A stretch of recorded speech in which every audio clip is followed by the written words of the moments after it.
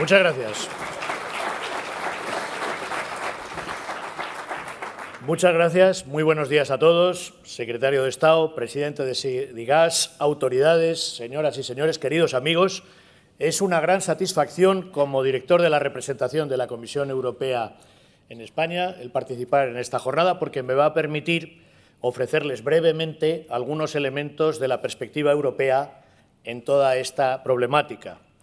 Y lo primero que quisiera hacer es felicitar a Sidigas porque la temática elegida para este día, infraestructuras, transición energética y seguridad, no puede ser más acertada. Vivimos tiempos convulsos. La geopolítica ha vuelto a hacer irrupción en nuestras sociedades. La transformación tecnológica, la seguridad y la defensa, los conflictos bélicos, todos ellos hacen indispensable reforzar la autonomía estratégica de Europa. La presidenta de la Comisión, Ursula von der Leyen, ya no habla de autonomía estratégica, habla de independencia de Europa. Europa tiene que decidir por sí misma. Y debemos reconocer que el modelo europeo que hemos seguido hasta ahora puede no ser viable. El presidente de la Comisión, el presidente de la República Francesa, Macron, decía: Europa es mortal. Europa puede morir.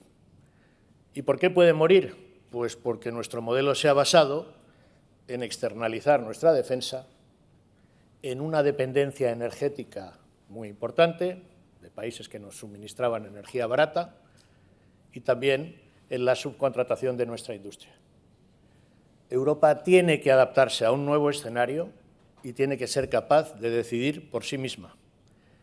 Y Europa debe depender de Europa, no debe depender de terceras partes o de terceros países. Y esa es la agenda política y económica en la que nos encontramos. Y en esa agenda la energía vuelve a estar en el centro de las preocupaciones.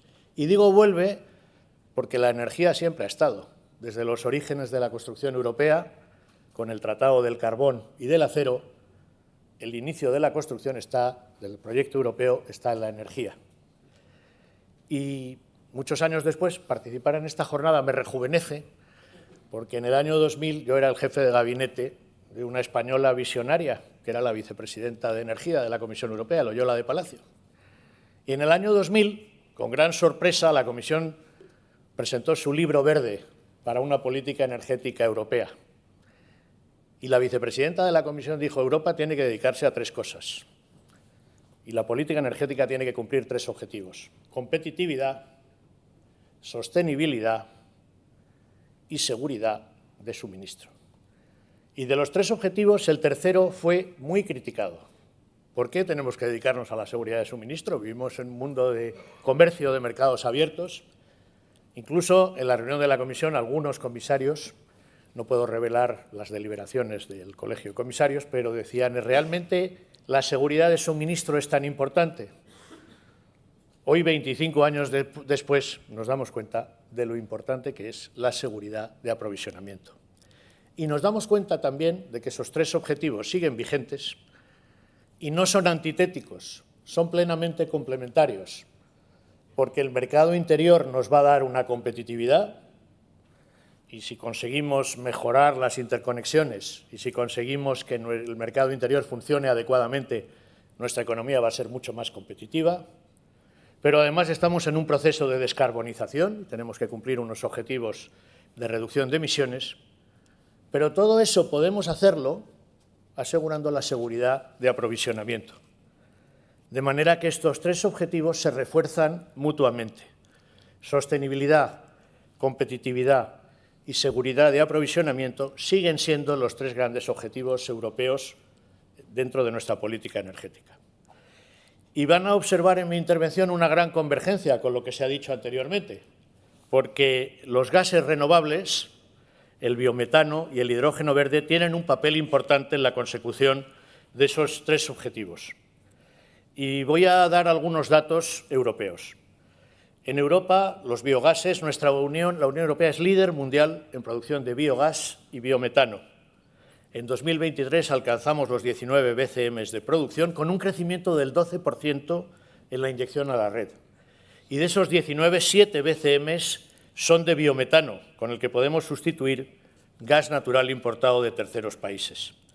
Es una cifra importante, aunque todavía esos 7 BCM representan apenas un 2% de la demanda total del gas de la Unión.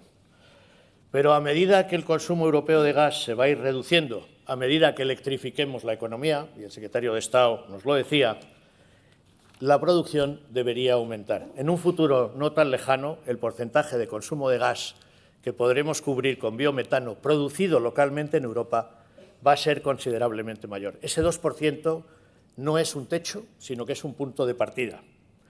Y la Comisión Europea, a través del plan REPowerEU, se marcó un objetivo: 35 BCM de biometano anuales antes de 2030. ¿Y por qué? Pues porque el biometano no es solo una alternativa al gas natural, es una alternativa que sabemos y podemos generar localmente a partir de recursos europeos, para lo que no dependemos de terceros. Va a ser un ingrediente importantísimo de nuestra receta para esa autonomía estratégica y para esa seguridad de aprovisionamiento. Europa ha hecho grandes esfuerzos para desvincularse del gas ruso. El 45% de nuestro consumo dependía de Rusia en 2021. 4 años más tarde se ha bajado al 13% y saben que el objetivo es reducirlo a cero. El biometano y el hidrógeno verde son una parte esencial de esa estrategia de desvincularnos de los combustibles fósiles. Y si los planes de energía y clima de los Estados miembros se cumplen, deberíamos llegar a 26 BCM de biometano y biogás en 2030. Sin embargo, aquí hay un elemento importante: la contribución de los países es muy desigual. El 95% de biometano se produce solo en 6 países: Francia, Italia, Dinamarca, Países Bajos, Suecia y Alemania. Y de ellos Dinamarca es el más avanzado, porque tiene como objetivo que en 2035 el 100% del gas consumido en ese país sea verde. Y a día de hoy ya cubre alrededor del 40% de su demanda con biometano. España es uno de los países con mayor potencial para producir biometano, pero ese potencial todavía no se ha materializado. España podría generar más de 4 BCM al año, lo que equivaldría a un 13% de la demanda de gas natural en el país, pero en este momento contamos con 25 plantas operativas, hablo bajo su control, frente a las más de 1.700 que hay en toda Europa. Hay un camino por recorrer y un potencial extraordinario. Y junto al biometano, el hidrógeno verde también está llamado a jugar un papel importantísimo en la descarbonización de la economía. España tiene un gran potencial para producir este hidrógeno verde y la mitad de los proyectos adjudicados en las 2 primeras subastas del Banco Europeo del Hidrógeno estaban localizados en España. Y en la última subasta del Banco de Hidrógeno, cuyos resultados se publicaron el 7 de mayo, otro proyecto español ha sido incluido entre los seleccionados. De manera que yo les animaría a avanzar en esa dirección. ¿Y qué podemos hacer desde la Comisión Europea? La misión de Europa es crear las condiciones para que el potencial para producir gases sostenibles en España y otros Estados miembros se pueda materializar. Y hay 3 cosas esenciales que van a venir de Europa. La primera: establecimiento de objetivos. Ustedes recordarán la frase de Jack Welch, presidente de General Electric: no target, no business. Si no hay objetivos, no hay nada. Los objetivos son importantes y el plan REPowerEU habla de 35 BCM de biometano sostenible antes del 2030 y 10 millones de toneladas de hidrógeno verde producidas dentro de la Unión Europea. Sé que este último objetivo es bastante difícil, pero hay que ponerse objetivos ambiciosos, hay que tener siempre la vista puesta en objetivos ambiciosos, hay que mirar a las estrellas para no perder el sentido del camino. Fijación de objetivos y, en segundo lugar, el entorno regulatorio. Tenemos que derribar las barreras que puedan existir para la integración de estos nuevos vectores energéticos. Y se ha avanzado mucho en los últimos 3 años. 2 directivas importantes. La primera, la Directiva de Renovables RED III, que los Estados miembros deberían haber incorporado en mayo del 2025. España todavía no lo ha hecho, aunque sabemos que está trabajando en ello. En estos momentos dirijo mi mirada hacia el secretario de Estado. Y es importante porque esta directiva dará claridad para el desarrollo del biometano. Y, en segundo lugar, la Directiva de Gases Sostenibles, cuya fecha de transposición es agosto de este año, que incluye elementos claves como facilitar un acceso no discriminatorio a la red para los proyectos de biometano, detalles sobre el marco de conexión de estos proyectos o la obligación de plazos razonables para evaluar las solicitudes de inyección de biometano. Aquí dirijo mi mirada al presidente de Sedigas, que hacía un llamamiento a que los trámites de los permisos se agilizaran, y la Comisión comparte ese objetivo. Objetivos, regulación. El tercer elemento es la financiación. Y el caso de biometano es un caso de una tecnología madura, con cientos de plantas en Europa. Apoyamos la investigación bajo el paraguas de Aricente Europa, por ejemplo, para innovar en el proceso de digestión anaeróbica, para que se pueda producir más biogás a partir de la materia prima. Y para el hidrógeno tenemos el Banco Europeo del Hidrógeno, cuyos fondos cubren el gap para que los proyectos de producción de hidrógeno sean económicamente sostenibles. Y también quiero referirme a los fondos Connecting Europe Facility, que pueden asignarse a proyectos de interés común, como por ejemplo el caso de la red troncal de hidrógeno español o los proyectos de interconexión por hidroductos con Portugal y Francia, los proyectos Celsa y Bármar. Concluyo ya, porque han soportado pacientemente mi intervención, y es la tercera ya de 3 intervenciones de presentación, y concluyo con un último mensaje. La transición energética no es un destino lejano, es un camino que estamos recorriendo.